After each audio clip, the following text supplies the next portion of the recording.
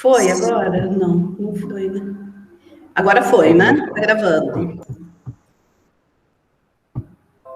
Sim. Então, voltando, né? Faz conta que começou tudo no começo, né? Vocês permitem disponibilizar publicamente no YouTube? Não? Sim, também. Pode. Tranquilo. Quem não permitir, manda e-mail para mim.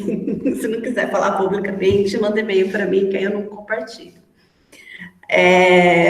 Bom, então vamos lá, né? Vou falar hoje de economia da família, que é um dos tópicos dessa disciplina, né? A gente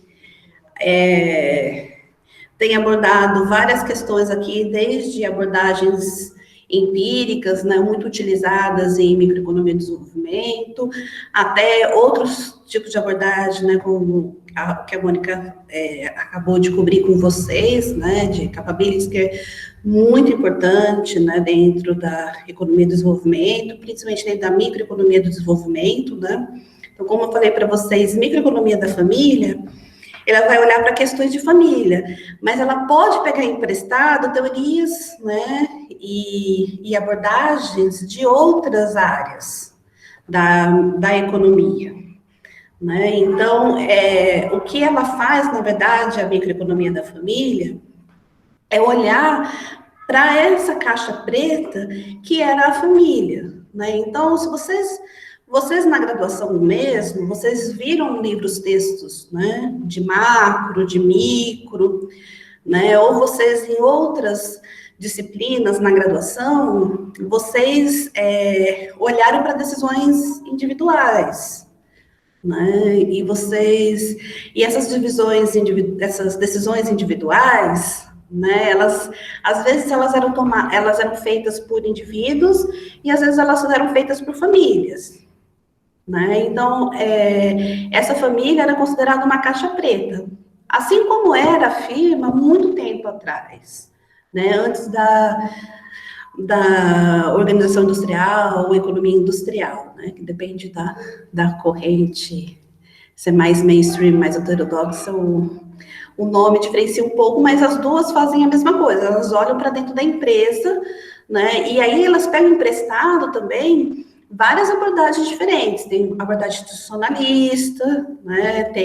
Tem abordagem de teoria dos jogos, de compatibilidade de incentivos, né? Então, todas essas questões são trazidas para entender também como é que se dá o processo ali, né? Tem processo de decisão, tem processo de informação, como é que a informação passa, como é que checa as coisas que estão acontecendo dentro da firma, e para a família é a mesma coisa. Né? A gente abre essa caixa preta para entender como é que a família se organiza. Né? E por que isso é importante? Vocês têm alguma ideia por que isso seria importante? Vai na linha um pouco da gente sair daquela abordagem mais sem, como é que eu posso dizer? Uma abordagem que você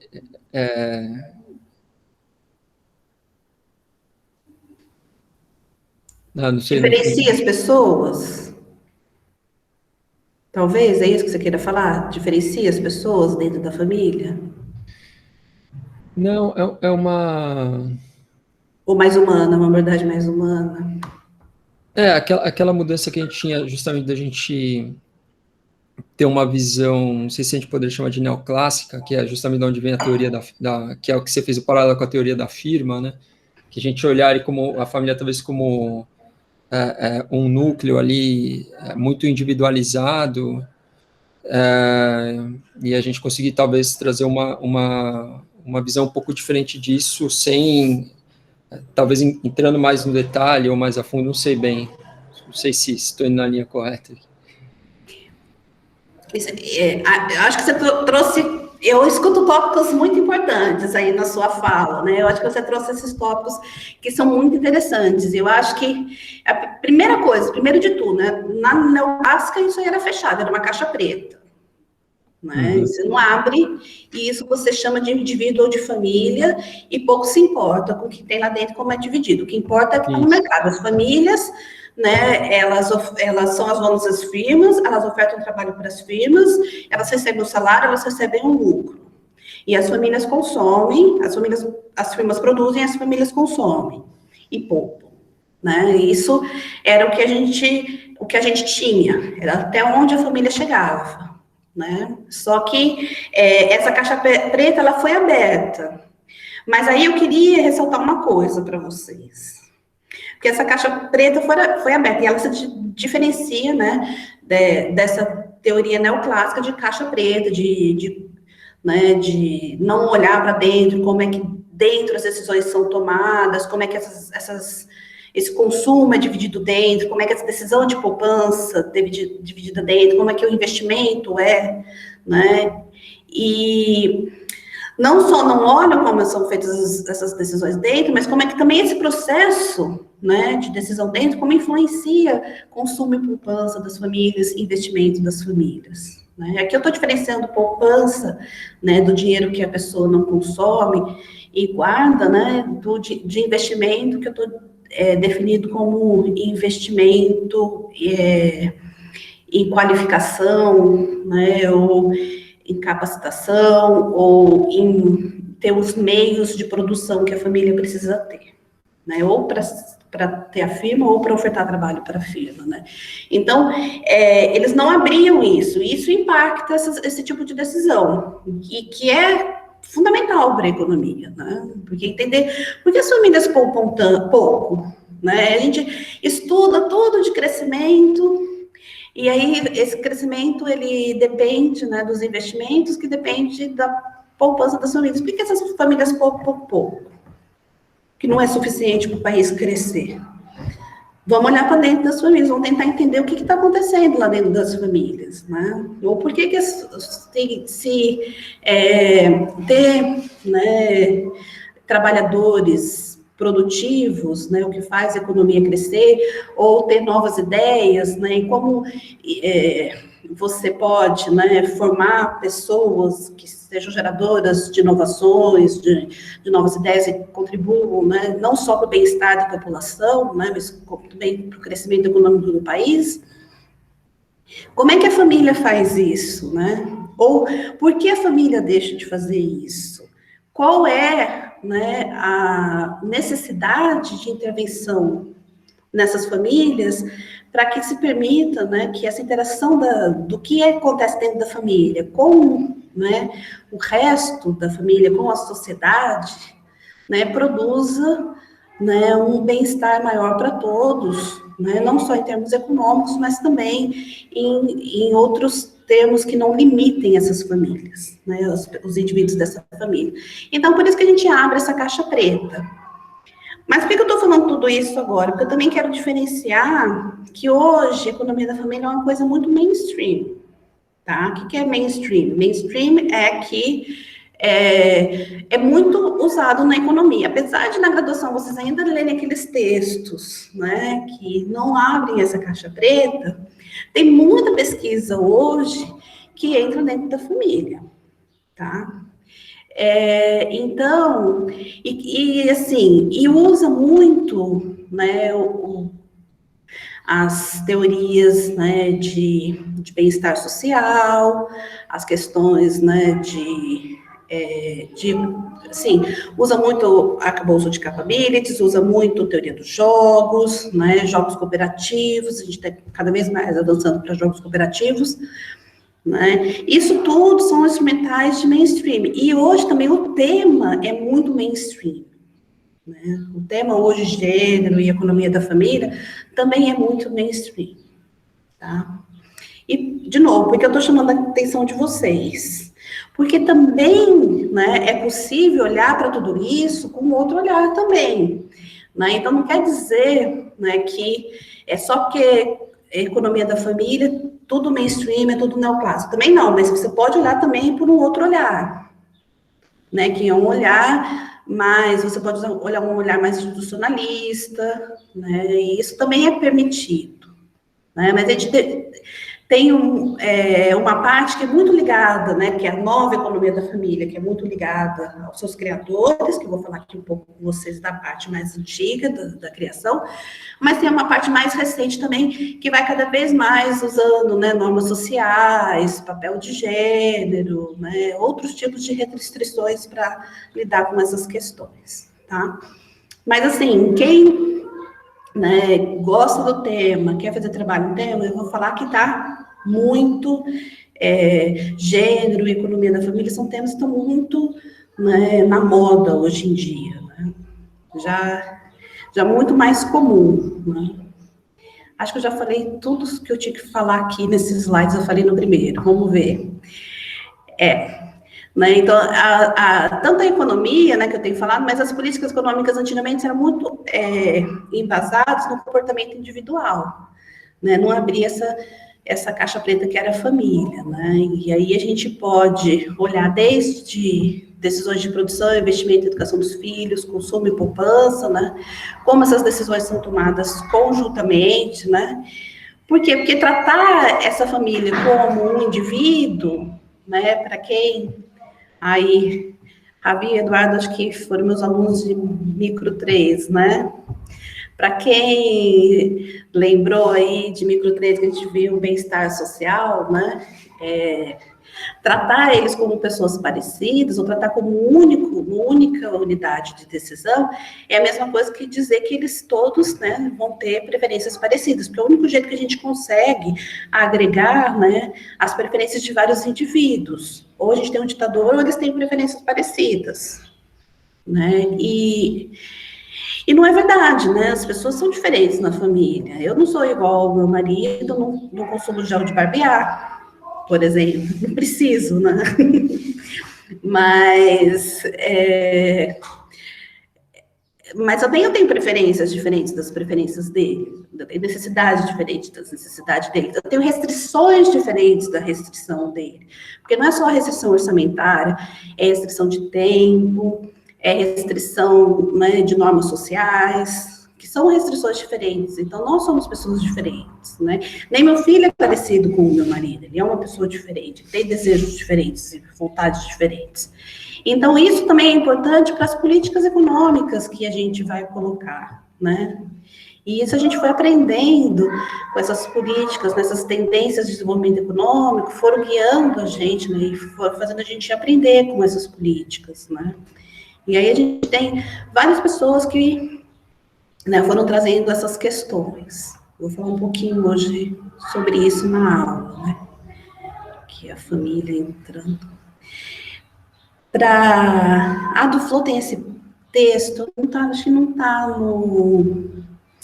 na lista de textos de vocês, porque mais é sobre empoderamento feminino e desenvolvimento econômico, mas traz muito resultado de literatura que é relacionado também com a economia da família. Tem uma seção que é de economia da família, né? Então, eu tenho também outras questões além de economia da família nesse texto, acho que quem gosta, né, já é um texto de 2012, mas acho que quem gosta é importante, né, é um texto que veio um pouco depois ali, do World Development Report em gênero, né, que a gente teve a década de gênero, depois a gente teve o World Development Report, e ele vem um pouquinho depois, porque ela não concorda com algumas coisas que estão ali no World Development Report. Ela acha que é um pouco, como é que eu diria, inocente demais, né, acreditar que só empoderando as mulheres e tudo vai se resolver, né, e que é só uma vez você fazer, e isso gera um ciclo virtuoso, né, de crescimento, desenvolvimento econômico e de empoderamento feminino.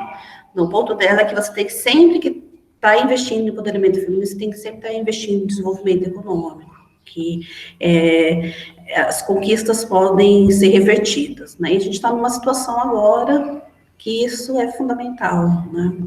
E que a gente está vendo algumas questões serem revertidas, a gente está vendo fome, né? Que está ficando sobressaindo, né? A gente está vendo a questão dos cuidados, né? Agora já tem gente falando que a gente está prestando muita atenção para os cuidados e esquecendo de outras dimensões, né, de bem-estar, que estão também deteriorando, né, mas cuidado, porque foi fundamental, quando tudo fechou, né, quem ajuda, né, nos cuidados, ou por causa também da questão do pessoal da saúde, que trabalha também com cuidados, né, então, a exposição maior dos trabalhadores com cuidados, né, a questão dos fechamentos das escolas, né, e creche, como é que as mães trabalham nessas situações, e é justamente isso que a Duflo está dizendo nesse texto, né, qualquer reversão em desenvolvimento econômico pode levar, né, a uma piora muito grande nas relações, né, de empoderamento feminino, ampliando as desigualdades, né, e acho que isso também, quem quiser pensar assim, também pode ser estendido para questões raciais também, né, que a gente sabe que está muito ligado aí às duas coisas, né, principalmente a gente sabe que muito, né, da vulnerabilidade está relacionada, né, com a sobreposição das duas coisas, né, gênero e raça, né, aqui no Brasil, né, que a gente está falando. Tá, então, mas assim, lendo aqui as coisas que eu estava anotando, antes de eu devagar muito, né, deixa eu ler para ficar um pouquinho com o pé no chão, né, o que ela está falando da relação de desenvolvimento econômico e da redução da desigualdade de gênero com base na literatura internacional, tá, e aí ela vai para diferentes literaturas, uma delas é em Economia da Família, que ela vai falar das decisões ali, inclusive ela, acho que um dos primeiros trabalhos dela foi com o Utrecht, né? Ela tem também questão de FINDIF das escolas, né? Que eu acho que será que é com Luz? Eu não lembro mais com quem que é. Os primeiros trabalhos dela, né? Mas ela traz exemplos, né? Onde o desenvolvimento econômico pode promover, né? Redução de desigualdade de gênero, né? E aonde a redução de desigualdade de gênero pode promover o desenvolvimento econômico, né? E aí tem uma questão fundamental, que é a questão das transferências de renda condicionais às mães, que tem tudo a ver com a aula de hoje, né? Que se essa questão, né, de uma família unitária, né, ou de um ditador benevolente, ela fosse verdade, ou se a família pudesse ser encarada como uma caixa preta, tanto faz que recebe a transferência do governo. Os resultados para os filhos, ou os resultados de poupança, ou de consumo, ou de decisões de trabalho da família, seriam iguais, independente de quem recebesse o dinheiro. Mas não é isso que a gente tem observado, né? E tem toda uma literatura já antiga nessa questão, né, que justifica por que quando se começou o Bolsa Escola lá, no princípio, né, antes do Bolsa Família, já começou com a transferência de renda para mão das mães, né? Porque ele estava, né, ele tinha uma intenção clara, né, ali no Bolsa Escola, que era gerar maior investimento nos filhos, que era para quebrar, né, a armadilha da pobreza, mas quebrar a armadilha da pobreza da geração futura, né? Por isso que vinha combinado com Fome Zero, né? Era Fome Zero na época, eu não lembro, que era para ajudar, né? Um era para tratar o problema imediato, né? E o outro era para que, né, era dar aquele empurrão, né, aquelas teorias antigas, né, de desenvolvimento econômico, você vai lendo assim, de empurrão, né, o big push, né, e dar o big push na geração futura, né, agora, quando você está, né, construindo os bloquinhos fundamentais dessa geração, para, né, que essa geração consiga escapar da armadilha da pobreza, né, então eu consiga ter acesso à educação, né, e consiga ter alimentação adequada, né, então, por isso que estava muito condicionado ali, né, e ele continua depois, porque tem toda, né, uma referência, né, justificando isso e por quê, né. E aí o porém da Duflo, né, porque até aqui ela está falando, né, de questões que são da literatura, né, ela está relembrando ali, ela está fazendo o argumento dela baseado na literatura, e acho que é interessante isso, porque ajuda vocês, né, a, assim, verem, ter uma passagem pela literatura, por isso que eu acho que esse texto é interessante, né, vocês ficam sabendo quem é quem ali, na literatura, Mas ela, esse é o ponto dela, que é um ponto bem de contraponto mesmo com esse report do World Bank, que era o World Bank Development Report, né, que era de gênero, né, que o empoderamento, tanto empoderamento feminino quanto desenvolvimento econômico, eles não são capazes de gerar um círculo virtuoso de desenvolvimento econômico nem de empoderamento feminino. Então, é preciso que sempre haja intervenções para que o empoderamento feminino seja alcançado e mantido, né? E acho que essa é a grande mensagem dela nesse texto, né? Acho bem interessante. Então, é um gel, Mônica? Esse texto é um Journal of Economic Literature. Oi? Qual deles eu não ouvi? Journal of Economic Literature ou é um JEP, Journal of Economic Perspectives? O texto da Duflo? Acho que é o Perspectives. Acho que eu não estou lembrada. Mas, ou é um JEP ou é um JEP. Eu acho que tem razão, deve ser um JEP.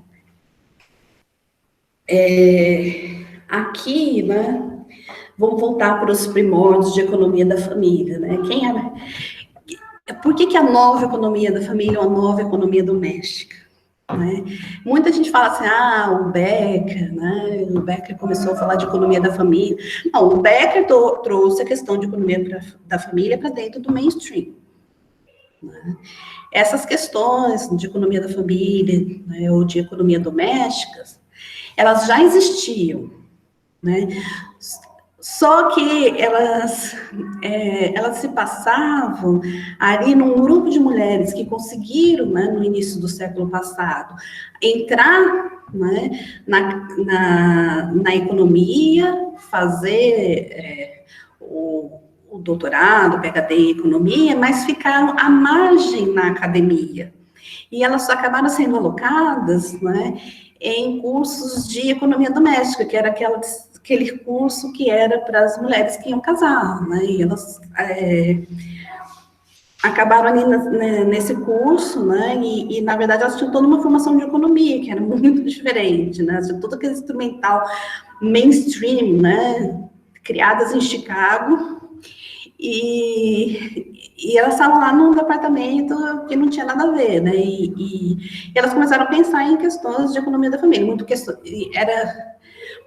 ligadas a consumo, né, então acho que a primeira mulher pega dela foi fazer o índice de preços, né, dos Estados Unidos, que foi pensar nessas questões, né, ela tem um livro sobre o consumo das famílias, né, aí tem outras questões, que são as questões de cuidados, e essa, especificamente essa, que ela não conseguiu emprego, ela também ficou meio flutuando ali ao redor do departamento de economia, e ela acabava dando cursos, né, não como professora contratada, como são esses professores que a gente conhece, mas assim, como um lecturer, né, que vai lá e dá uns cursos, ou ela estava em outro departamento, mas ela oferecia cursos na economia, e ela chegou a dar aula para o Becker, né, e aí daí que ele formalizou tudo isso, ele colocou tudo isso dentro de economia, lógico que ele tem outras contribuições também, né, e ele pensou em outras questões dentro da abordagem, né, de microeconomia, trouxe coisas, né, da sociologia também, ou de outras áreas, da psicologia, mas ele também bebeu muito nessa fonte, né, e aí ele foi com essa cabeça. Mas, de qualquer forma, o Becker e o Mincer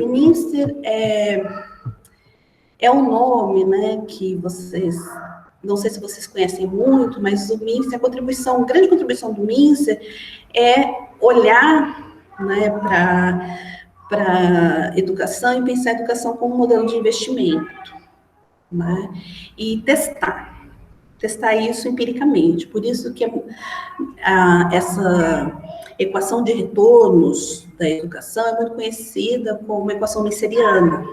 Né? Então, acho que o Mincer hoje, mais conhecido em macro do que, né, mais na parte de micro, mas ele junto com o Becker estavam ali, né, na Universidade de Colômbia, E a Universidade de Colômbia era uma universidade, é uma universidade em Nova York, e era uma universidade que já também recebia muitas mulheres, né, e eles orientaram muitas mulheres, fizeram seminários conjuntos, e eles acabaram, né, também os dois trabalhando com as questões de capital humano, mas também trabalhando com questão, né, de dentro da família, que o Beck tinha sido exposto, né, mais o interesse das pessoas naquelas ideias novas, né, desse professor que vem chegando falando de coisas fora da economia e foi conquistando, né, as pessoas com seus seminários, e tinha, né, se vocês verem tanto texto da Shoshana Grossberg, agora ela é Grossberg, mas ela era, acho que quando ela publicou esses, ela era Shoshana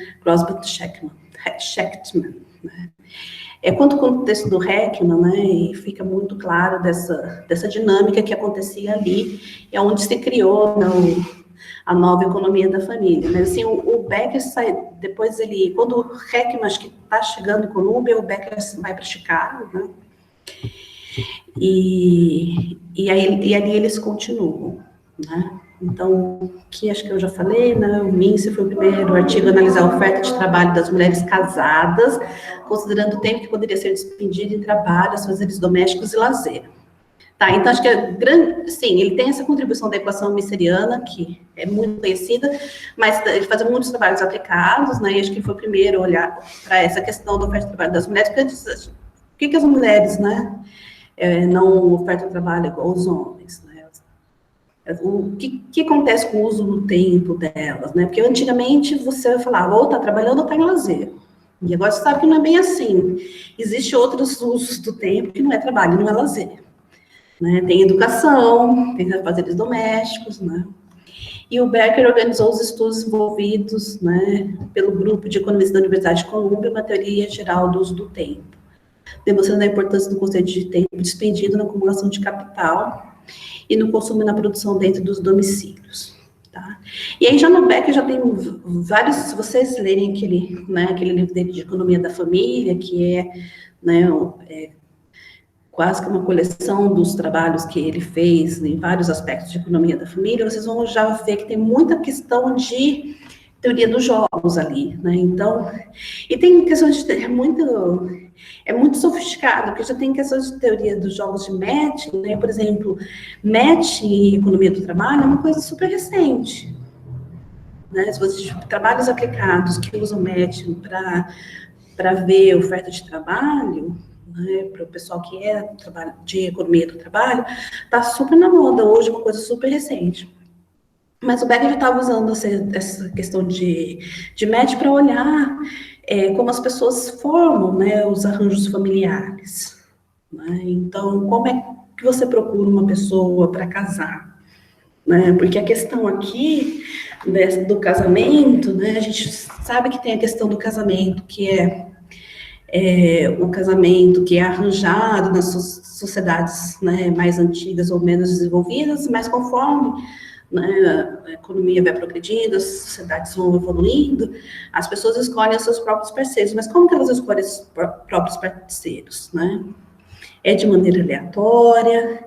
O que elas querem, né, nessa busca, né? Então, tem toda uma questão aí, né, que as pessoas podem olhar e buscar. Não tem aquela questão, não sei se vocês sabem, mas não tem um dito que fala, né, que as pessoas casam e elas ficam parecidas. Não sei se vocês já ouviram isso, se isso é coisa de gente velha já casada, né?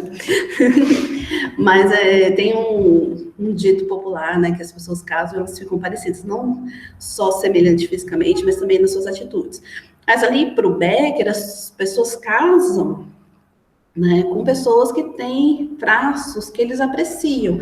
E, às vezes, os traços que eles apreciam podem ser também traços parecidos com o que a pessoa tem, com o que ela está acostumada.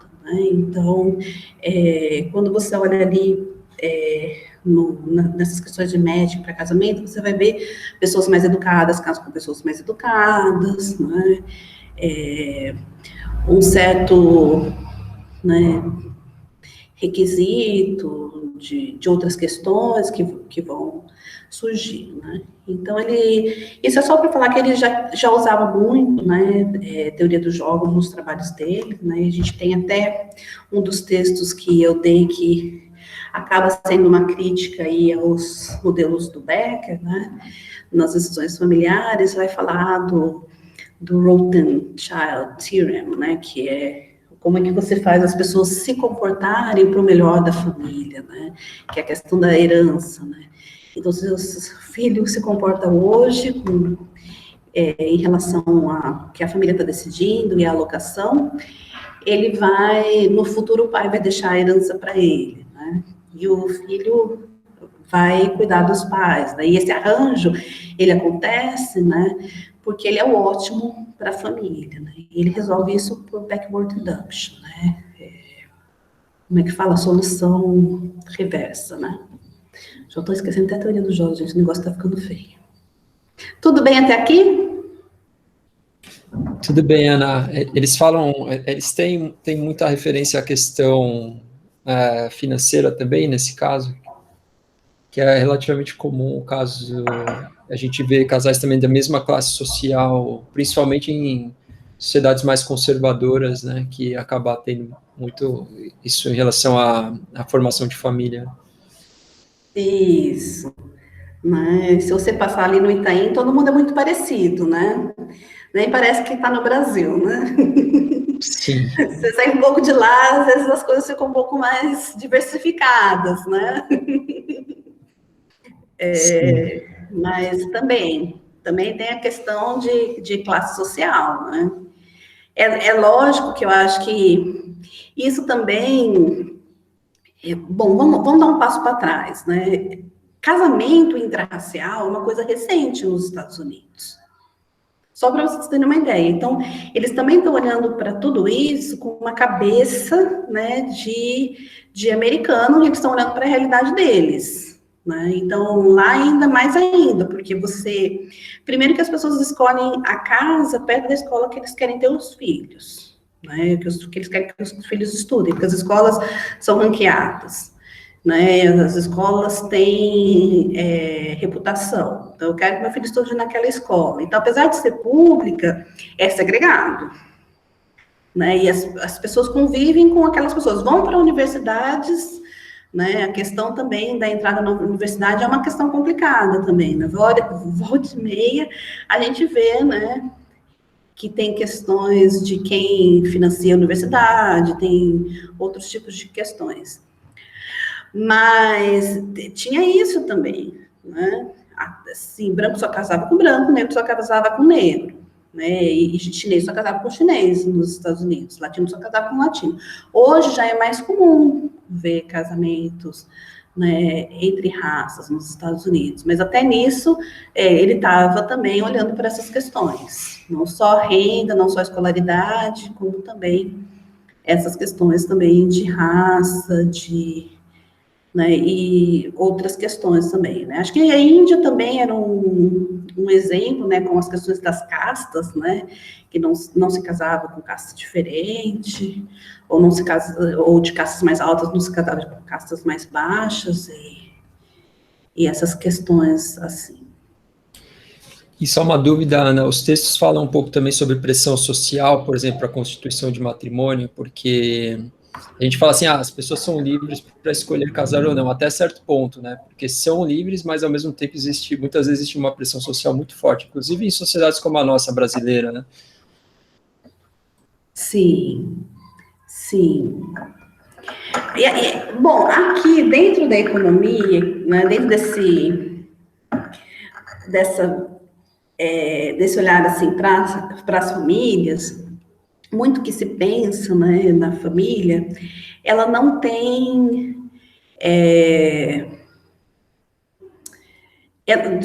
ela tem uma cara, né, que é uma cara muito de economia de família de televisão, de família padrão, que tem o marido, tem a esposa, e eles têm, né, diferenças de preferência, eles estão ali para criar os filhos, então eles ofertam trabalho, eles poupam, para criar os filhos, né? E a família, ela ela é essa instituição, né, que gera o bem-estar coletivo, né? Então, que ela provém os cuidados das crianças, né, e que ela faz o que é melhor para todos, né? Não é possível melhorar alguém dentro da família sem piorar o outro, né? Então, seria uma instituição e uma instituição economicamente eficiente, né?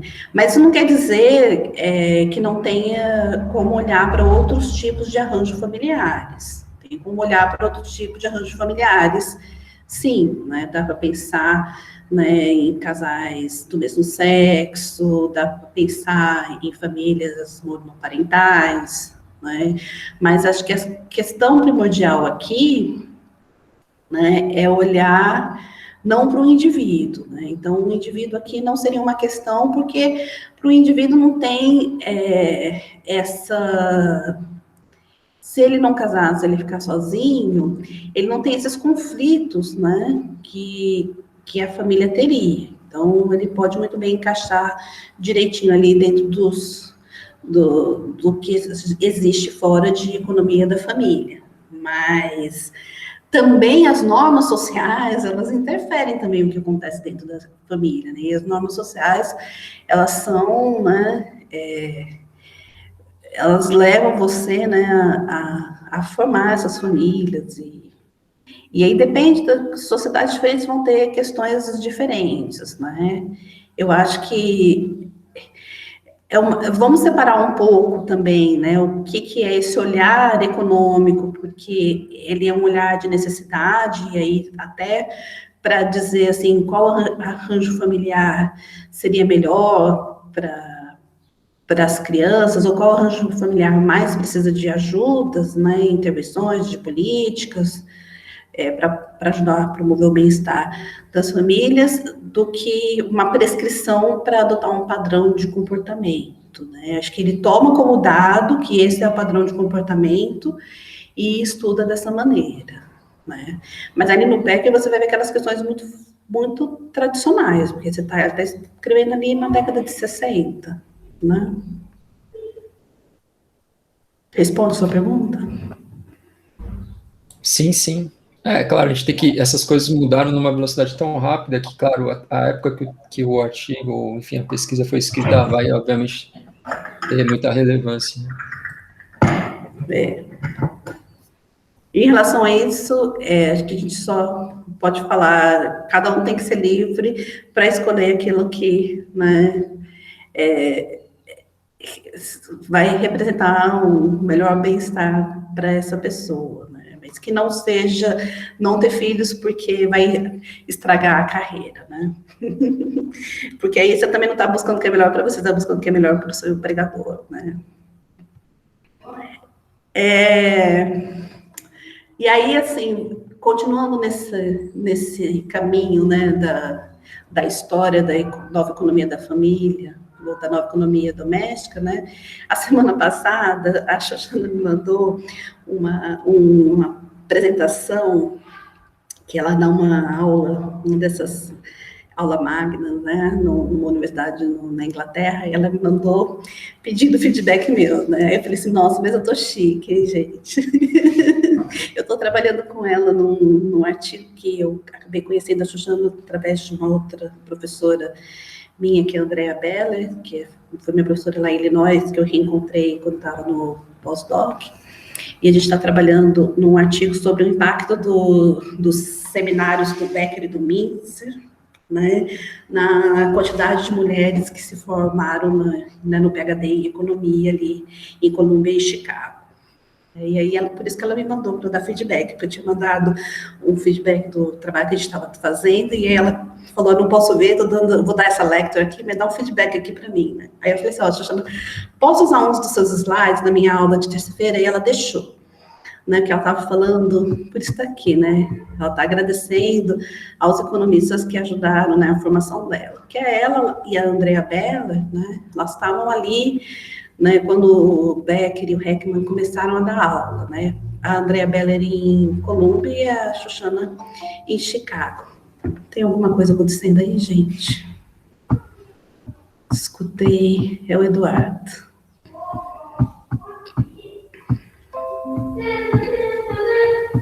Tudo bom, Eduardo? Entrou? Será que ele entrou? Acho que sim, né? Ninguém tá me ouvindo? Agora sim, tá Tá baixo. bem baixinho, Eduardo. Ah, tá bom. Vou configurar o microfone aqui, licença. Bom, então vamos lá.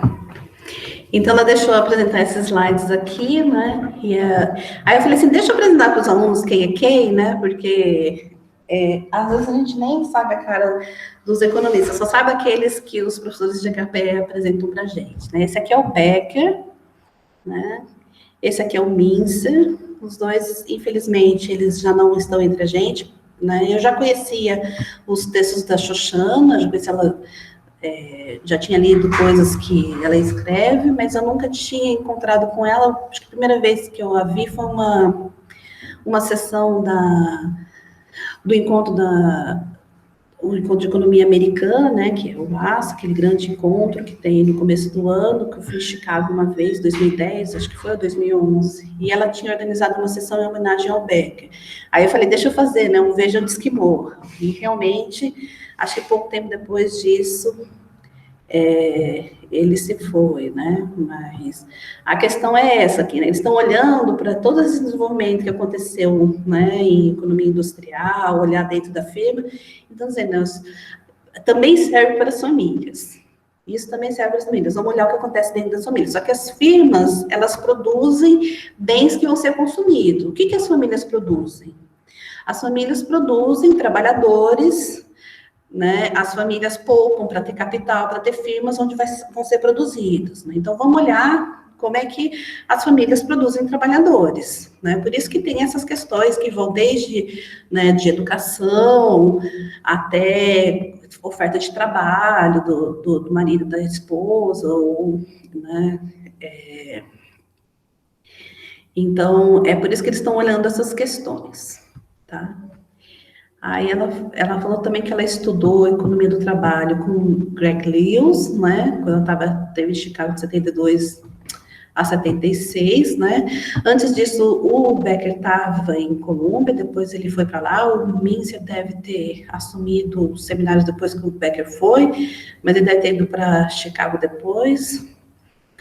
E o comitê dela, gente, era só isso, né? Schutz, que é um nome muito forte em economia da educação, o Heckman, né, que é muito em economia do trabalho, e agora também em habilidades socioemocionais, né, a equação de Heckman, né, foi feita para lidar com a questão do viés, estimar participação das mulheres no mercado de trabalho, salário das mulheres, né, retorno da educação. Vamos lá, começar de novo.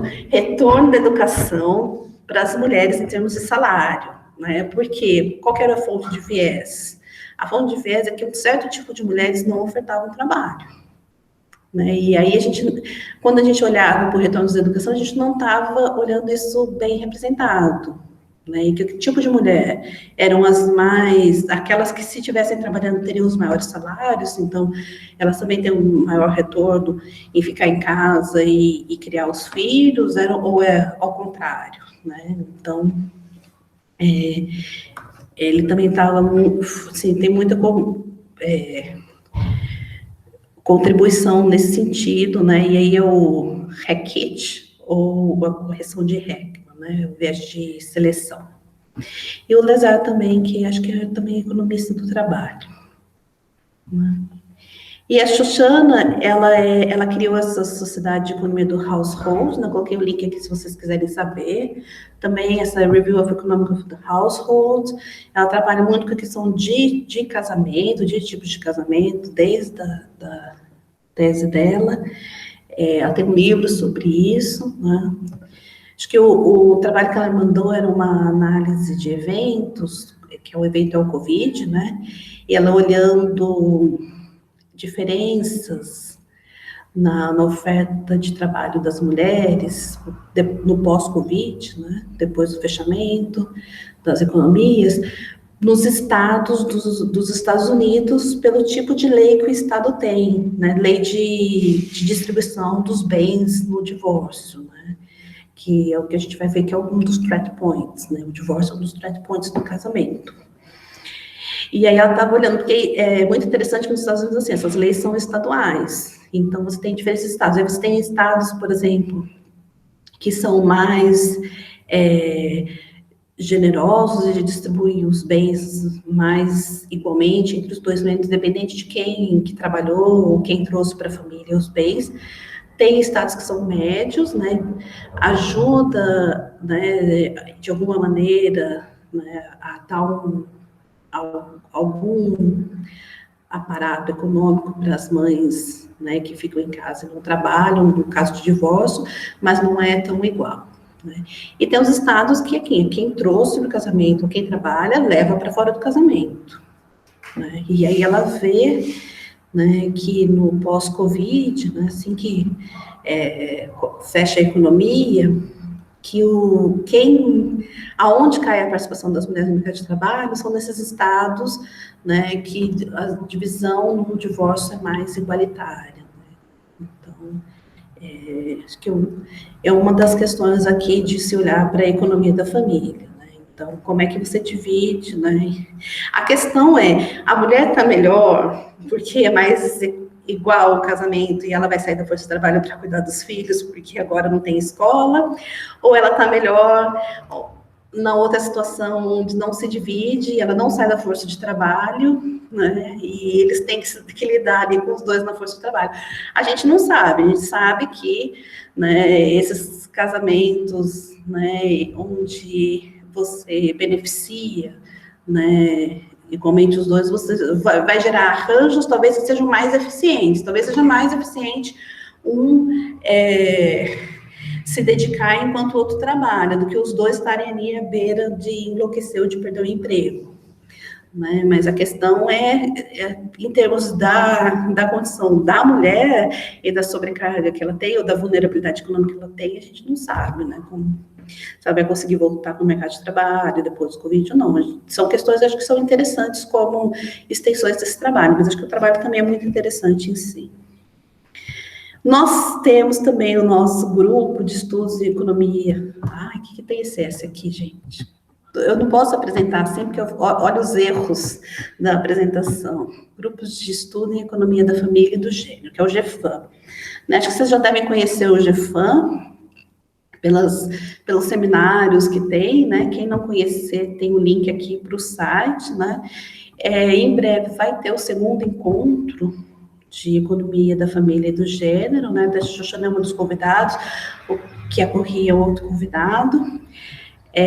Aqui tem um link para quem quiser fazer as inscrições, vai ser de 30 a 31 de agosto, né? Vai ter também uma sessão de economia da demografia, uma sessão de macro de gênero, e uma macrofamília, e uma sessão que vai ser organizada pelo grupo das mulheres negras, né, das economistas negras também. Tá? Além de ter outras sessões, também eu fiz parte do comitê de seleção, tem muitos trabalhos muito bons. Se vocês quiserem assistir, gostarem do assunto, eu recomendo. Tá certo? Tá aqui tudo beleza, né? Deixa eu aproveitar aqui do meu lado e conferir com vocês. Tudo certo? Sim, certinho. A Abras pediu que eu já tinha visto esse também, mas a Abras também pediu que eu divulgasse com vocês, que esse workshop que vai acontecer agora aqui mais próximo de 2 a 6 de agosto, acho que é pela SBE, que é a Sociedade Brasileira de Econometria, de inferência causal, tá? E aí esses são nomes, né, assim, o Vladimir, eu já vi o trabalho dele, mas não tinha ouvido falar sobre ele. O Pedro, eu não lembro, mas o Bruno Ferman, o Sérgio Fio, porque são mais aqui do nosso convívio, a gente conhece bastante, né? Eles têm bastante trabalhos, também mais, não só aplicados também, mas mais de métodos, né, inferência causal. acho que quem quiser, tiver interessado nisso, casa muito bem com a parte que a Abras deu no começo do curso, muito com a abordagem que a gente usa, né, também em economia da família. Acho que também, né, Mônica, tem alguma coisa para falar? Não, não tenho. Mas acho que também é bom, sempre bom aprender, né? Quem tiver interesse, pode, fica aí a dica. Eu não sei se a inscrição é paga ou não, esse é um porém. Eu também não sei se a pós está com... Acho que a Mônica pode falar sobre isso, Mônica. Você sabe alguma coisa disso, se a pós tem recurso para os alunos? Não, não sei. Não estou sabendo se a gente tem algum recurso, não. Infelizmente. Porque a gente deixava os nossos recursos que a gente recebia da CAPES para financiar os alunos que pelo menos apresentassem. Agora, para esse caso, eu não sei. Mas, de qualquer forma, acho que vale a pena vocês darem uma olhada lá e ver, né? Certo? E agora eu ia falar, dentro de economia da família, tem muita coisa para a gente falar, né? Como eu disse para vocês, como é que é o investimento na educação dos filhos, como é que se dá, né, investimento em poupança, quem poupa como, né? Acho que tem aí na lista de vocês até um trabalho que eu fiz quando estava no doutorado, né, com duas professoras minhas e um colega de doutorado, que é sobre...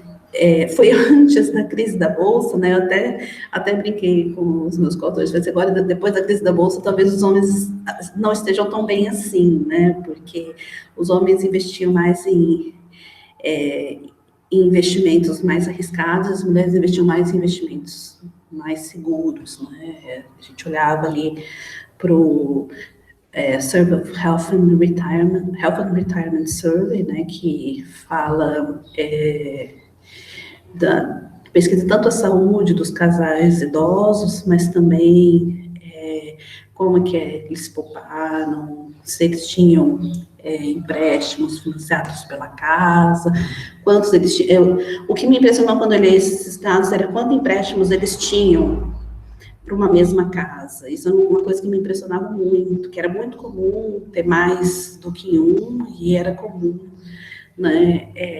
E eles perguntavam muitas vezes isso. Então, uma coisa que me impressionou muito, acho que esse choque, essa crise, né?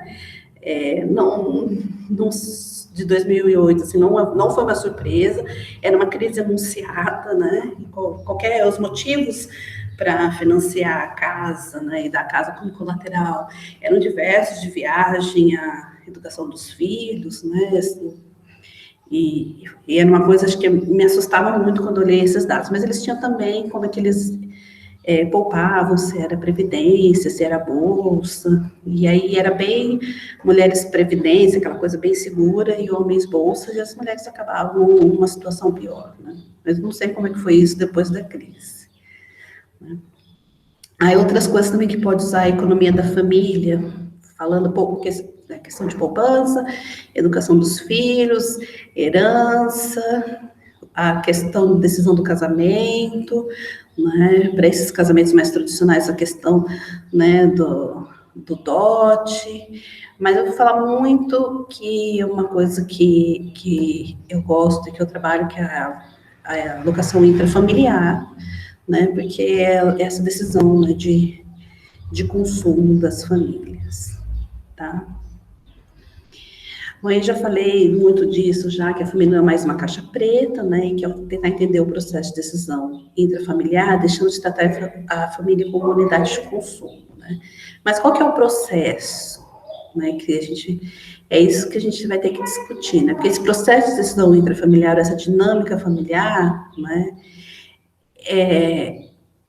ele pode ser ignorado quando você pensa na família como tendo todas as suas decisões decididas por um único membro, né, que é o ditador benevolente, né, que aí que é a crítica, né, aquela família, né, paternalista, né, que o pai decide, todos cumprem, né, e aquele perfil, né, de família que está cada vez mais longe do que a gente tem hoje, né? Acho que a gente nem pensa mais. E uma outra alternativa é que todos os membros da família tivessem as mesmas preferências, né? Porque vocês lembram muito bem da teorema de possibilidade de El, né? Que para agregar as preferências, né, de várias pessoas e produzir preferências iguais, só quando você está olhando para a preferência de uma única pessoa dentro desse grupo, ou todo mundo tem as mesmas preferências. Então, tratar essa família como uma caixa preta, né, não é legal, né? Porque você, na verdade, você tem ali, você está lidando com uma preferência que pode não ser a preferência de nenhum membro da família. Se você olhar para as decisões de consumo e querer, né, inferir a preferência, você vai acabar com uma preferência que não é preferência de nenhum dos membros da família.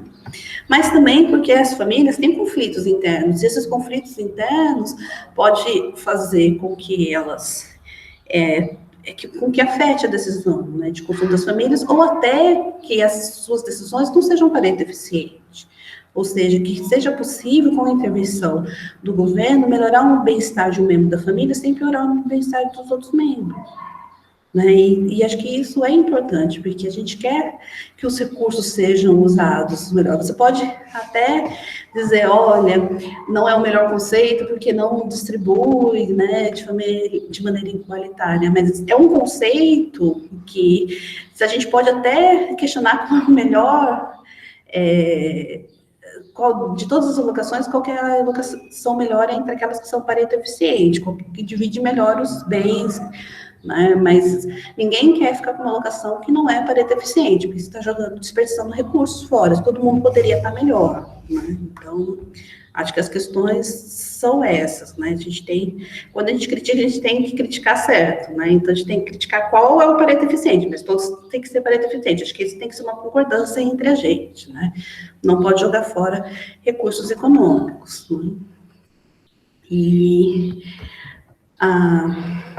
o que acontece quando esses membros da família, né, eles têm preferências diferentes, né? E a gente vê, né, a gente tem uma literatura aí muito grande de vários exemplos, né, que, por exemplo, para o Brasil, né, o Duncan Thomas, ele tem ali, olhando para a renda de outras fontes da mãe, ele vê quais são os gastos, né?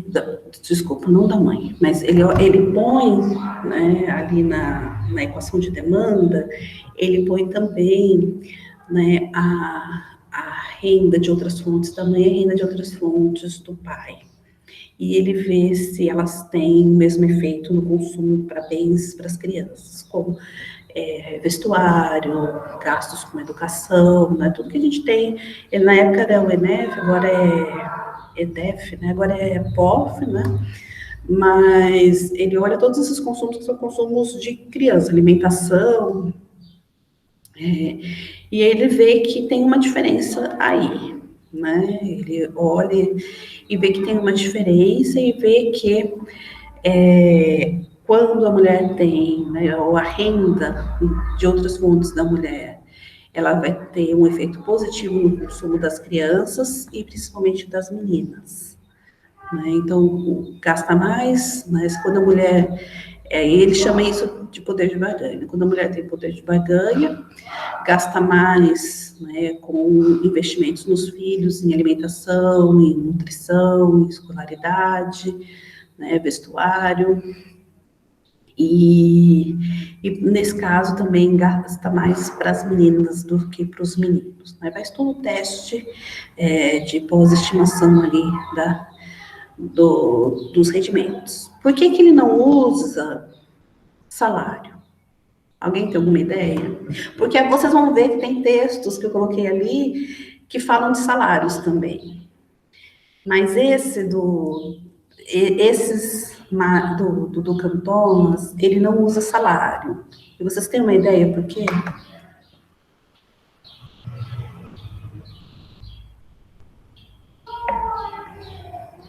Você pode...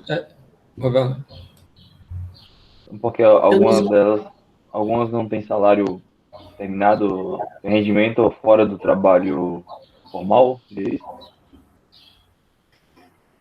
Então, essa decisão de trabalhar fora de casa, ela é entendida dentro da economia da família como uma decisão conjunta, né? Porque você tem um tempo limitado, né? Ou você dorme, ou você tem lazer, ou você oferta trabalho, ou você produz dentro da família, né? Uma das coisas que eu não falei até agora também, que tem também dentro de economia da família, tem uma literatura também de produção, né, dentro da família.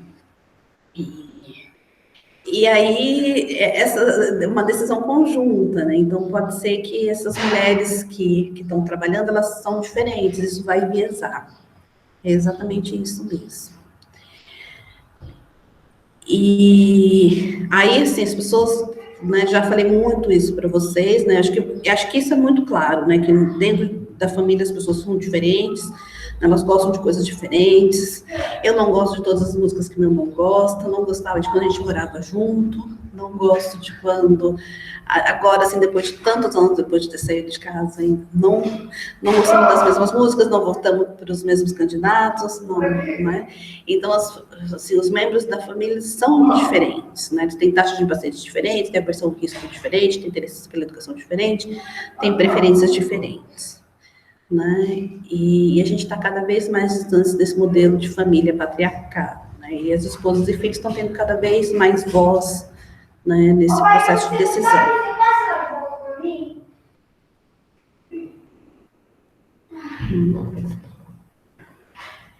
Então,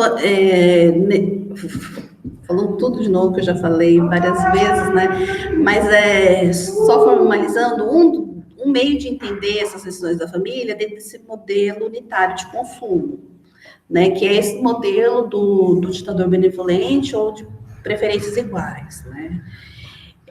E aí, aqui a família, ela vai ser entendida como uma unidade de consumo, então a gente não abre a família, que é aquela coisa do livro-texto mesmo que vocês têm, né?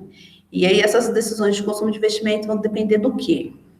Né? Ela depende da renda total da família, né? Não importa quem ganha a renda, não importa se a transferência vem para a mulher ou para o homem, ou para os filhos, ou para a avó, ou para o vô, né? Esqueci de falar, mas tem gente que olha também para a avó e para o vô, né? Principalmente porque teve essas questões, acho que a Duflo que foi a primeira a fazer isso.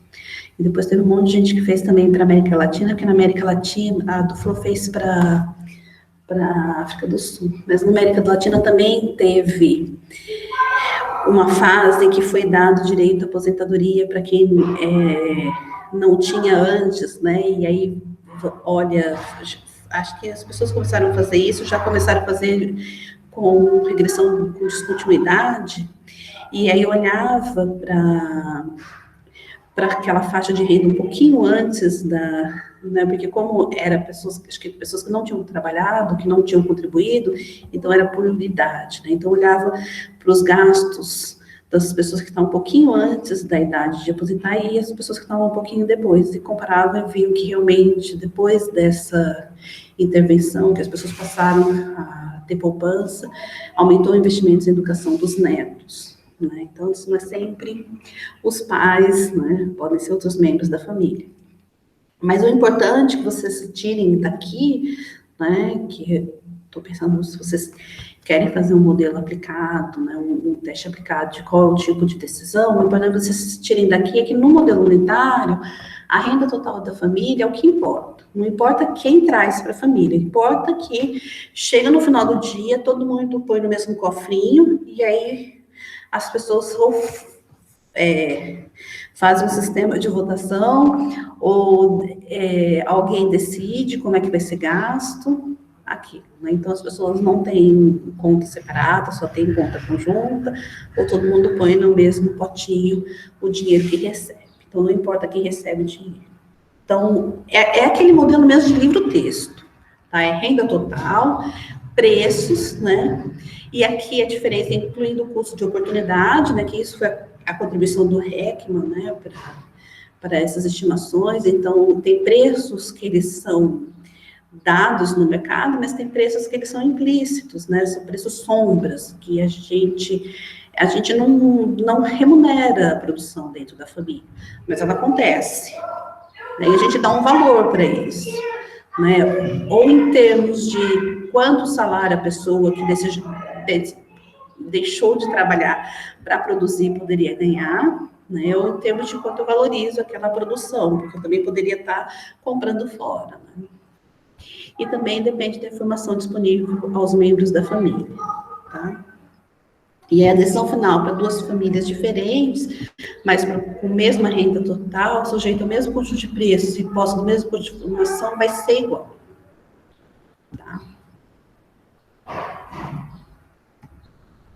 Então, como é que é esse modelo de decisão unitária? Não vou resolver aqui para vocês, né, mas vou só indicar aqui como é que é feito, né, mas é muito parecido com aquelas questões que a gente discutia em micro 3, né, que é bem-estar, e aí você pode pensar cada membro da família como sendo cada membro da economia, né.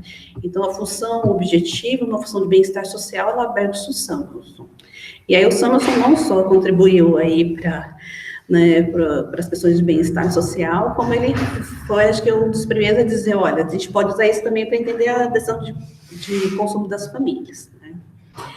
E essa função de bem-estar da família, né, ela é maximizada agora com duas restrições, que é a renda e a de produção doméstica. Tá? É um dizer essa produção doméstica.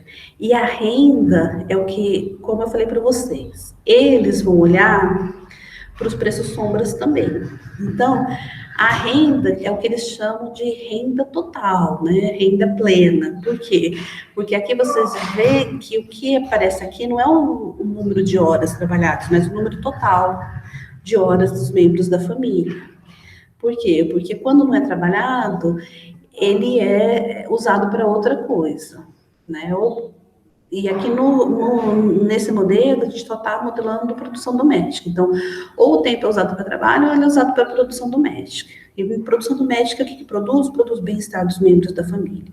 Produz roupa limpa, produz casa limpa, produz alimentação, produz cidadão produtivo, né, que vai ser capaz de trabalhar no mercado de trabalho, né, produz crianças bem educadas, criativas, cheias de conhecimento, pronto para ser, né, plenas, né, agentes plenos, capazes de contribuir socialmente num mundo ideal, né? No mundo verdadeiro, a gente sabe que nem sempre é assim, mas no mundo ideal é isso que acontece, né? Então, esse T aqui é o T total, e aí o preço sombra vai ser o salário que você não está deixando de ganhar, né? Então, ou você trabalha no mercado, ou você está abrindo mão desse salário que você está deixando de ganhar no trabalho para produzir dentro de casa, né? E aí você pode dizer que tem várias críticas a isso, porque às vezes as pessoas trabalham fora de casa e dentro de casa elas trabalham naqueles horários em que a remuneração poderia ser maior, né? De final de semana, à noite. Então, essas são questões também para se levar em conta aqui. Mas no modelo simples seria assim. Então, preços P é os preços dos bens comprados fora de casa, X são os bens comprados fora de casa, que é um, né, vetor de bens, e a renda total, né, é a renda do trabalho, mais a renda de outras fontes, tá? Isso que dá a renda total. E essa que não é só do trabalho, mas também do trabalho que você abre mão. Né? E o que é os bens produzidos dentro de casa, né? Tem uma função de produção que usa como insumo os bens comprados. Aí eu vou falar um pouco da produção doméstica da seguinte maneira. Nós podemos produzir uma refeição de várias maneiras, com mais ou com menos tempo dos membros da família. E aí, acho que agora fica, o tempo da pandemia, isso aí fica evidente, né? Mas a gente pode usar, né, as assim, as comidas mais básicas, né, legumes, menos processados possível, e por mais tempo nosso, mais gás, mais água, né, mais sal, mais coisas, tudo, mais insumos que a gente compra, né, a gente gasta mais tempo, a gente produz essa comida, ou nós podemos já comprar coisas semi-preparadas, como a gente pode comprar congelados, né, e daí os legumes são congelados, já não tem que picar, eu compro temperos que são, né, produzidos por outros, aí eu só uso esse tempero, né, não preciso ficar secando minhas folhinhas, não preciso ficar desinfetando minhas folhinhas e depois secando para usar. Então, na geladeira entra com uma questão super importante para possibilitar isso, essa redução de horas de trabalho e produção, né. Mas eu também posso pedir comida ou comer fora de casa, né. Hoje a gente quase não pode comer fora de casa, né? Mas a gente pode pedir comida. Então, eu posso... essa alimentação, ela pode ser um bem produzido fora da família, como pode ser um bem produzido dentro da família. Aí vai depender, então, o que vai determinar para eles, né, aqui dentro desse modelo, é quanto vale o tempo desses seus familiares, né? Mas lembrando, né, que hoje a gente já vê isso como uma crítica, né, porque podem desconsideram que algumas pessoas elas podem também derivar a utilidade de produzir comida dentro do domicílio, né? Então, a renda que ela está abrindo mão poderia ser menor, porque ela também está, né, gostando de produzir. Assim como os familiares também podem achar que é melhor comer essa comida, ou a gente achar que a comida dentro do domicílio é uma comida diferenciada, porque ela produz um bem-estar melhor, porque ela é mais natural, mais saudável. Então, tem essas questões também, que é um modelo bem simplificado, mas já traz essas questões. Aí, a mesma coisa para casa limpa. Eu posso limpar a casa, ou posso contratar alguém para limpar a casa para mim. Posso ensinar meu filho, posso contratar alguém para ensinar meu filho, né? E aí a gente vê cada vez mais, né, a gente terceirizando esses cuidados com as crianças, né? E agora a gente tem esse breakthrough aí, que é o Covid, a gente não sabe o que vai ser no futuro, como é que a gente vai sair daqui para frente, né?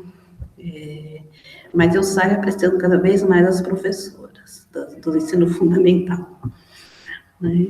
E aí, consequentemente, as funções, demandas derivadas, elas vão depender, né, desses fatores que estão aqui no problema, né, que vai depender da solução desses problemas, né. Então, aqui vai depender do quê? Dos preços relativos e da renda total, tá?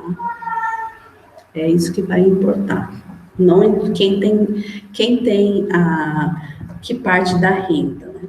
Estou olhando aqui para saber quando que eu dou o break. Tá tudo bem com vocês aí? Sim, tudo bem, né?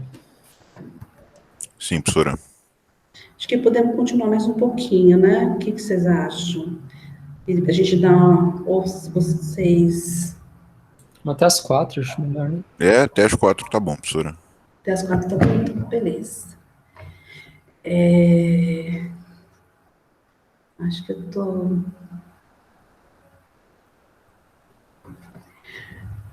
Tá bom. Voltando aqui, né? Agora, a decisão da família, ela pode ser tomada como um processo de barganha entre os membros da família, né? E no processo de barganha entre os membros da família, já está considerando que pessoas diferentes têm preferências diferentes, né? E que elas interagem entre elas, né? O que é a barganha, né? A gente sai desse mundo, né, de microeconomia, né, de livro texto, onde é uma decisão, né, só depende de uma pessoa, o seu resultado final só depende de uma pessoa, e a gente vai para esse mundo já mais de teoria dos jogos, né, onde a interação entre as pessoas importa também. Então, o resultado do meu bem-estar, ele não depende só de mim, mas ele depende também como eu interajo com as outras pessoas. E aqui a gente está olhando para a interação entre os membros da família, né? E aí eles vão brigar para cada um ter um pedaço maior do bolo, né? Então, de novo, a gente vai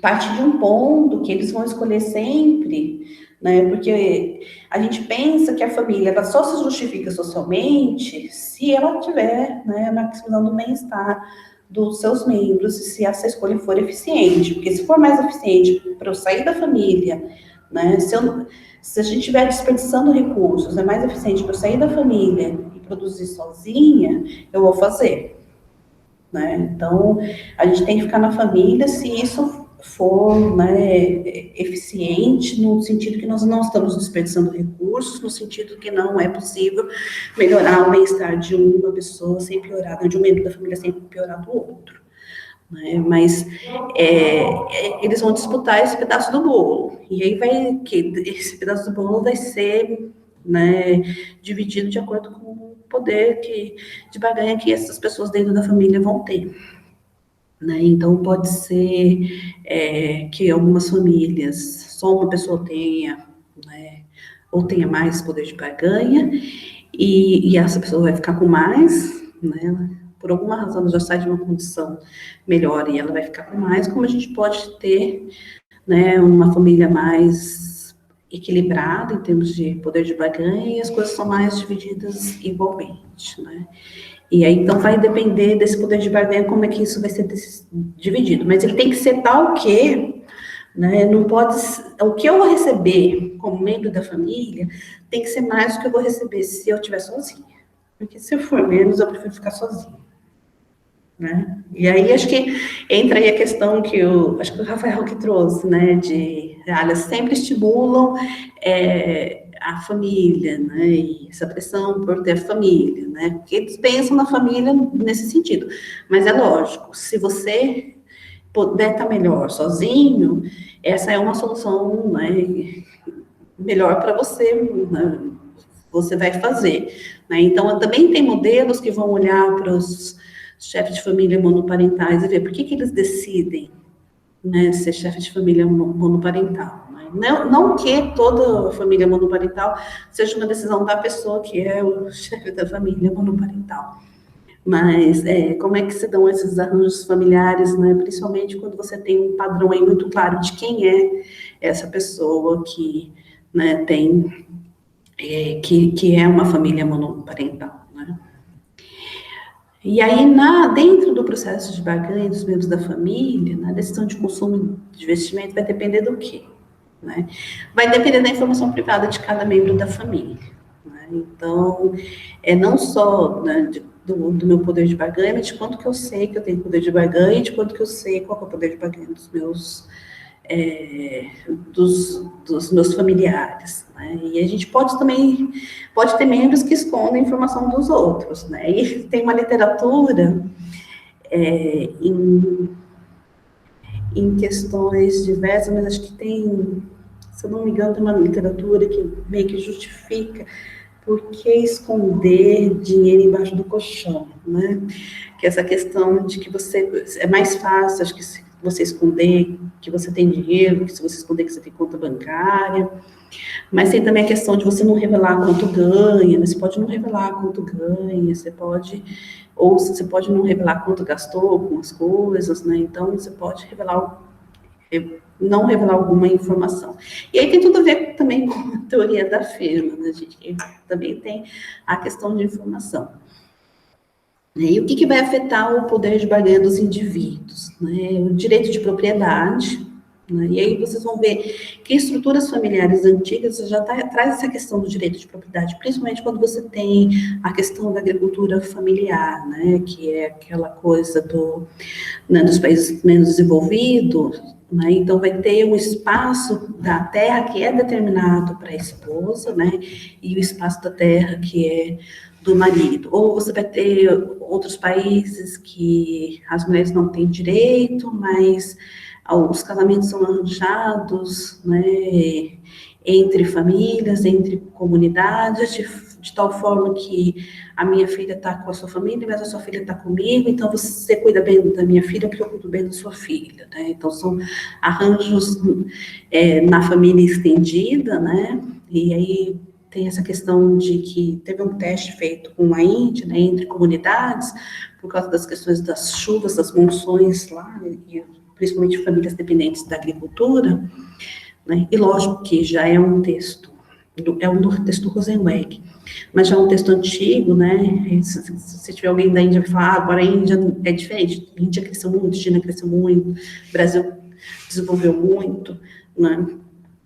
Mas eles falavam muito por causa dessas, como um seguro agrícola, né? Porque aí, como você tem as suas filhas no outro domicílio, na outra comunidade, né? Que sofre um choque, né, natural, e aí a produção agrícola é ruim, você manda, né, auxílio para aquela família, e você sabe, e eles fazem de tal maneira, né, que se for ruim na comunidade A, não vai ser ruim na comunidade B ao mesmo tempo, e vice-versa. Então, no ano seguinte, se for ruim na comunidade B, a família da comunidade A devolve, né, e assim eles fazem como se fosse um seguro, né.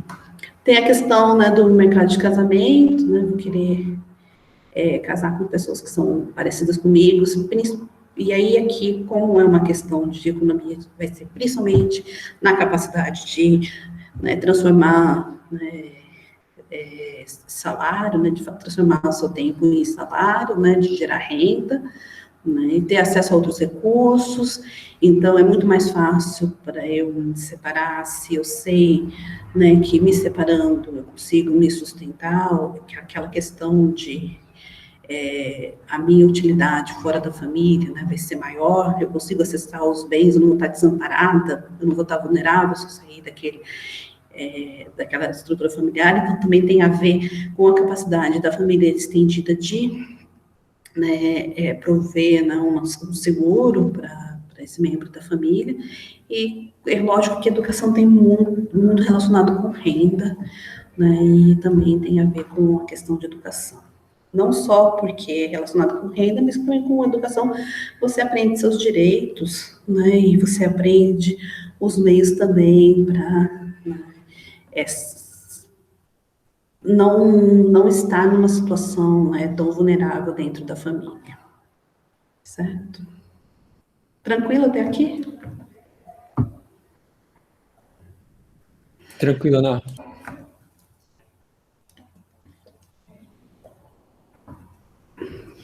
Então, como é que é esse problema, né, de que a gente resolve esse problema de barganha intrafamiliar, né, que a gente estava falando da decisão unitária, que agora que a gente fala da decisão da família. Então, aqui também vai ser, né, vai ser uma maximizada função objetivo, né, que ela deriva de um jogo cooperativo, né, de equilíbrio de barganha de net. Aí, você pode pensar também que essas decisões da família não é só um jogo cooperativo, mas também um jogo que é jogado infinitamente, né? Então, todas aquelas questões de cooperação, porque a gente sabe, né, que um jogo, né, o equilíbrio de net num jogo, ele não necessariamente ele é eficiente em termos econômicos, né? A gente sabe que essas interações na hora de decidir pode causar, né, as pessoas estarem numa situação que poderia ser melhorada para os dois ao mesmo tempo, inclusive, né, ou que poderia melhorar um sem piorar o outro. Né? A gente viu isso muitas vezes, e acho que um caso clássico que exemplifica isso, né, é o dilema dos prisioneiros. Mas como também a família não é uma vez só que a gente vai, né, jogar esse jogo, a gente joga esse jogo todo dia, um dia depois do outro, né? Então, todas aquelas questões que a gente fala de jogo infinito, de jogar tit for tat, de jogar qualquer outra, dente por dente, olho por olho, né? Dente por dente, olho por olho, é tit for tat, qualquer outra.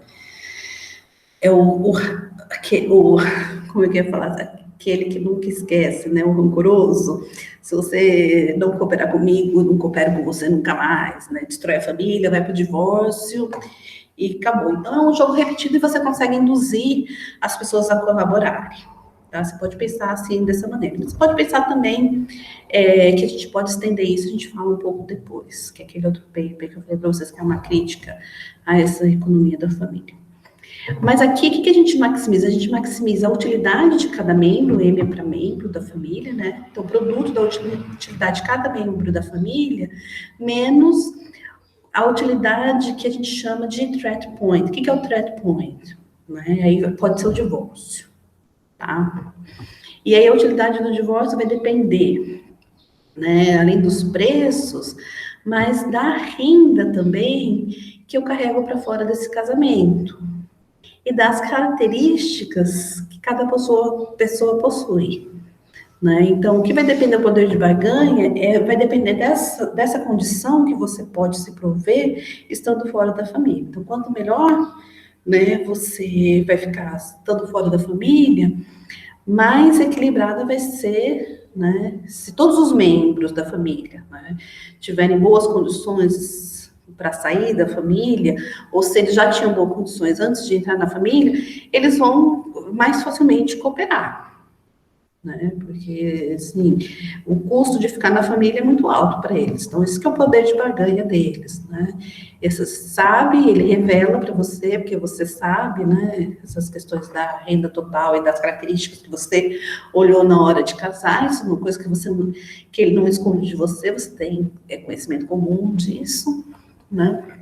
E você sabe, então, que tem essa ameaça, né? E você coopera porque tem essa ameaça. E aí as restrições são as mesmas que a gente tinha antes, né? De renda e de produção. Então a renda, né? Aqui que é a restrição orçamentária, né? Os preços multiplicando os produtos que a gente compra fora da família, que não são produzidos no mercado, né? São comprados.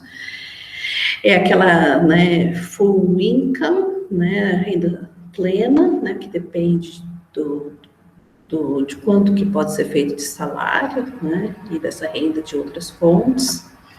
Né? E aqui a produção doméstica, né, que vai depender dos insumos que são os bens comprados no mercado. Né? E aí, porque a gente tem essas características aqui no threat point, o que vai acontecer? A demanda que vai ser produzida da resolução desse jogo aqui, né, desse processo de decisão, ela vai depender não só dos preços e da renda total, mas ela vai depender também de como que essa renda total se distribui entre cada membro da família. Então, quanto que a renda está na mão do pai, quanto que está na mão da mãe, quanto que está na mão do filho mais velho, ou do avô, da avó, isso vai influenciar. E também das características dos familiares, né? Então, por isso que vocês veem que essas estimações de demandas mais modernas, né? Assim, começando com o Pollack, né? Eu coloquei aí o Pollack porque ele tem muito a ver com isso, acho que ele que começou a trazer essas questões demográficas para a estimação de demanda, né? Mas elas levam em consideração essas características das pessoas também, né, para colocar nas famílias, né, na demanda pelos bens, tá certo?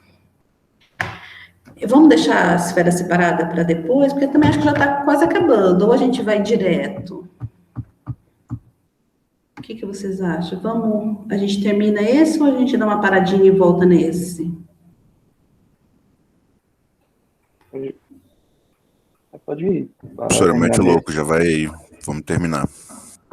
Vamos terminar? Vocês estão animados? Vocês me dizem, gente, porque eu não estou vendo a carinha de vocês. Deixa eu ver se vocês não estão nem com a carinha aberta. Eu não vou mentir aqui, não. Alguns aspectos teóricos eu admito que às vezes eu poderia entender melhor se eu lesse sobre, né? E essa parte da teoria da barganha, que está em um dos artigos para a aula de hoje, que eu suspeito que é o seu, daquele dos bens duráveis de entretenimento e produção. Eu admito que quando eu li o artigo eu tive um pouquinho de dificuldade nessa parte, até porque eram 6 artigos, eu não fiz aquela leitura profunda, eu realmente só fui ver a proposta dos artigos, né? Mas, de modo geral, os problemas da área são muito interessantes, são muito relevantes, né? É mais nesse aspecto teórico, assim, que às vezes, para poder pegar bem, teria que se debruçar um pouquinho melhor. Talvez isso aqui seja até uma falha no meu conhecimento de micro, né? Se eu tivesse estudado mais, talvez eu pegaria mais rápido, mas o que eu tenho para dizer é mais nesse sentido, assim, né? Minha dificuldade seria essa. Principalmente essas fórmulas que naquele artigo ele coloca, né? Só que ele põe por extenso, ele não põe as somatórias, né? E aí ele vai explicando os termos, mas para entender mesmo, realmente, eu admito que eu precisaria dedicar um tempo para eu poder absorver esses conceitos na sua forma mais teórica. Eu acho que não é uma questão de sua dificuldade, Eduardo. Acho que assim, os outros podem falar aqui também, mas é uma questão de que a gente poderia, de repente, ter um curso nisso, um curso em economia da família, né? Mas nós, principalmente nesse quadrimestre, a gente fez uma escolha que era dar mais coisas para vocês, porque a gente tem os alunos de 2020 aqui, a gente tem, né, também ainda estamos no quadrimestre livre, no quadrimestre suplementar, né, então a gente escolheu trazer o que seria, né, a microeconometria para dentro da microeconomia do desenvolvimento. Então, a gente tem menos espaço. Mas também a gente acredita que a gente tem uma interação positiva entre os outros conhecimentos. Então, a gente acha também que isso é benéfico para vocês conseguirem fazer trabalhos aplicados, né? Se a gente tem visto que tem saído coisas muito interessantes dessa disciplina aqui nos anos anteriores, eu acredito que esse ano vai ser a mesma coisa também, boto muita fé nisso. Mas eu acho que pelo menos aqui apresenta para vocês essas questões. Se vocês quiserem aprender mais, também é um caminho para aprender mais, e também pode me procurar se vocês acharem interessantes. E aí acho que na apresentação da próxima aula vai ser esse momento que vocês vão ter que parar um pouco para digerir isso tudo, né? Mas talvez a anotação assuste um pouco, mas a gente chegou a falar muito dessas coisas em micro 3, né? Chegamos a conversar muito dessas coisas em micro 3. Com certeza. Mas talvez assim, essa matemática assuste um pouco, essa formalização assim, mais, né, de pós mesmo. Mas eu acho que se vocês forem para uma área mais aplicada, pelo menos vocês têm aqui a boa ideia, né? E acho que o que vocês talvez fosse mais para uma área mais aplicada mesmo, né? Então, deixa aqui já bem fundamentado a ideia, né? E aí, se vocês quiserem depois estudar mais, aí eu recomendo mesmo ir para cursos mais avançados de micro, né? E, de repente, a gente pode até ver um curso como especial em outra universidade, ou se a gente oferece um curso aqui, de repente, não sei quando, né, porque está todo mundo todo sobrecarregado, Eduardo. Mas eu acho que, assim... Professora, só um parênteses aqui, às vezes eu me sinto mal porque eu faço alguma fala, eu não quero, digamos assim, eu entendo que a matéria está fazendo um esforço importante para a gente ver o máximo de assuntos, e eu acho que essa abordagem é melhor mesmo, considerando as restrições dos professores, que são muito sobrecarregados mesmo, tá? Não foi foi com esse viés que eu fiz essa participação. Foi mais, eu até fiz uma participação parecida na parte da Mônica, porque eu também tinha minhas dúvidas do ponto de vista de abordagem de capability, e envolve você sentar e se debruçar sobre o material, e eu entendo que aqui a gente está realmente conhecendo e vendo se às vezes surge uma ideia de pesquisa, surge uma ideia de algo que seria uma pergunta interessante, que talvez valha uma pesquisa, não sei, né? Mas eu só falei assim, dessa parte toda, eu acho as perguntas interessantes, de fato, mas se eu fosse sentar para estudar, eu teria que entender melhor a teoria, né? No meu caso, na parte da teoria da barganha, eu, obviamente, quando falou de teoria de barganha, eu lembrei, pelo menos, dos modelos de mercado de trabalho, né, pelo menos do que eu vi em macro, assim, um pouquinho, que tinha lá a fórmula da barganha do trabalhador, o que afetava, tudo mais. Pensei um pouquinho nisso, né? Mas, ao mesmo tempo, falei, tá, mas que barganha é essa entre o casal, né? Vamos aqui assumir casal heteronormativo, enfim, mais popularizado aí no Brasil, que seria essa barganha entre o marido e a esposa, né? Qual que é a lógica? Porque no mercado de trabalho você o trabalhador, ele quer manter o vínculo dele, ele quer ter o máximo de renda possível, né? E a empresa, obviamente, ela quer tirar o máximo de produtividade do trabalhador com o menor custo possível. Mas quando vai para dentro da relação intrafamiliar, ficou confuso para mim. Eu realmente fiquei com dificuldade de falar, tá, mas qual que é aqui a clivagem entre os dois lados, né? Mas foi mais nesse sentido assim. Mas enfim, já tomei muito do nosso tempo aqui com essa fala. Mas assim, eu não estava, desculpa, eu não estava fazendo uma meia-culpa, não. Eu acho que, inclusive, a gente tomou essa decisão também porque os nossos trabalhos são mais empíricos, né? Então, dá uma boa visão para vocês do que a teoria fala, de tal modo que se você escolher trabalhar nessa questão e quiser se aprofundar na teoria, você tem um caminho, e aí você, lógico, que vai parear com um dos professores onde você vai, né, se dedicar mais. Então, foi uma escolha também que a gente fez, dado também, né, a nossa agenda de pesquisa.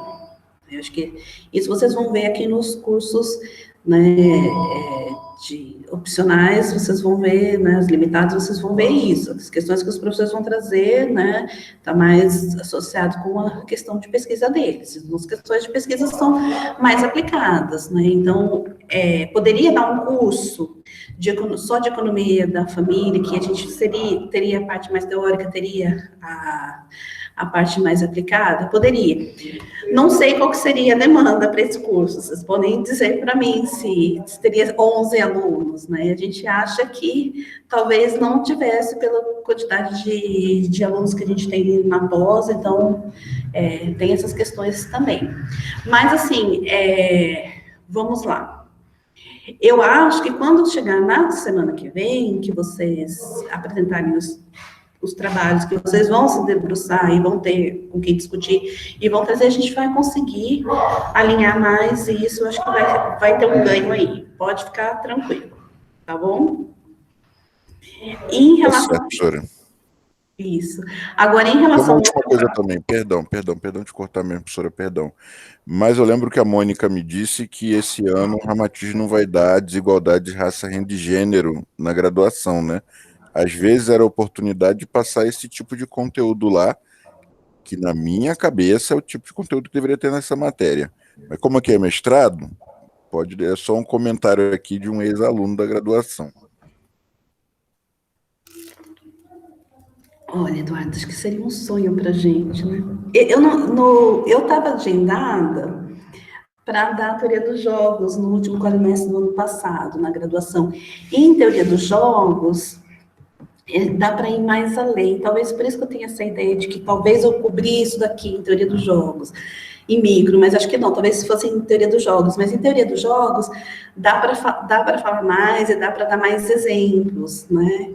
E também a gente tentou oferecer esse curso como limitado da graduação e por algum problema também não foi, né? Então, acho que no futuro talvez seja. Vamos lá. A gente colocou uma disciplina assim parecida na graduação, a gente vai vendo. Mas realmente, talvez falte um pouco de gênero dentro da disciplina de gênero e raça, né? De renda, gênero e raça. Mas talvez um dia a gente chega lá, calma.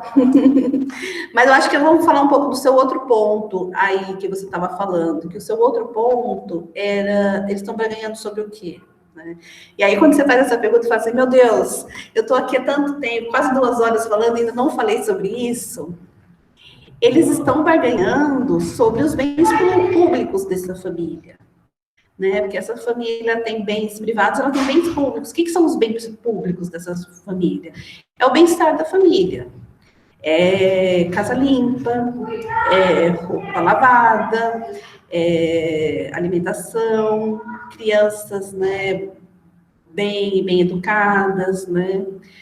E que não é o caso do meu, né? Vocês podem ver que já veio aqui, já gritou várias vezes na janela, né? Mas essas famílias produzem essas coisas. Então, eles estão ganhando nesses bens comuns, mas no sentido, não é de quanto que cada um vai consumir desses bens comuns, porque, como vocês sabem, esses bens comuns são não rivais, né? Eles, uma vez que eles estão lá, cada um consome o quanto quer, né? Eu consumir não quer dizer, não na comida não, né? Que vai acabar.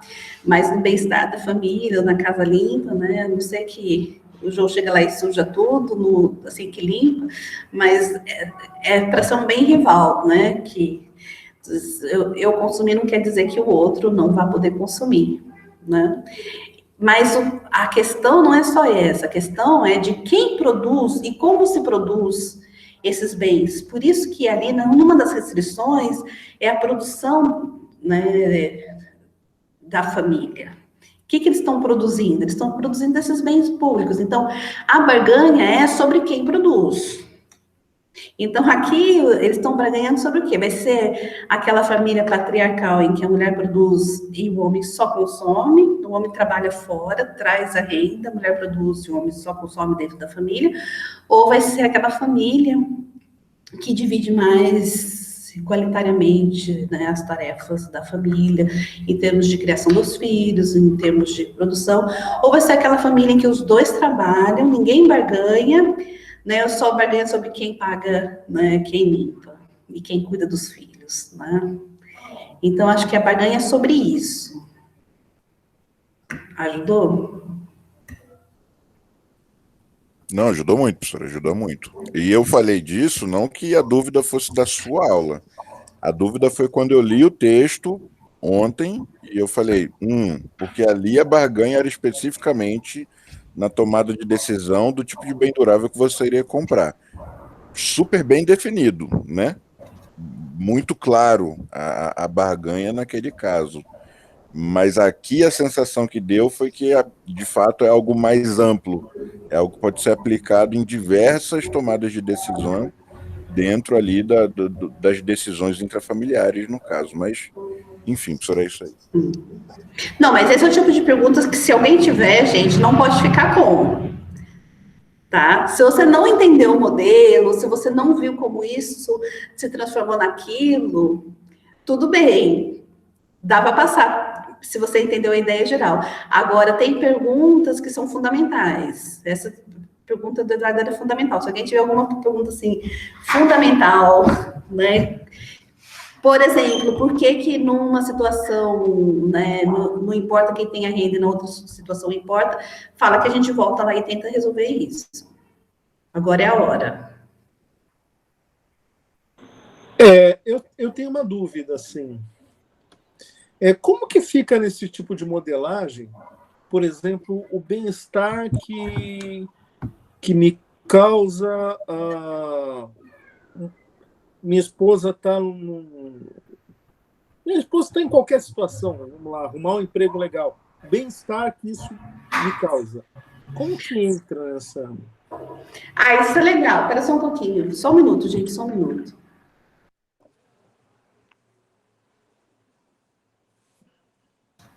Muito legal, Luiz Fernando, essa situação, essa pergunta. Por quê?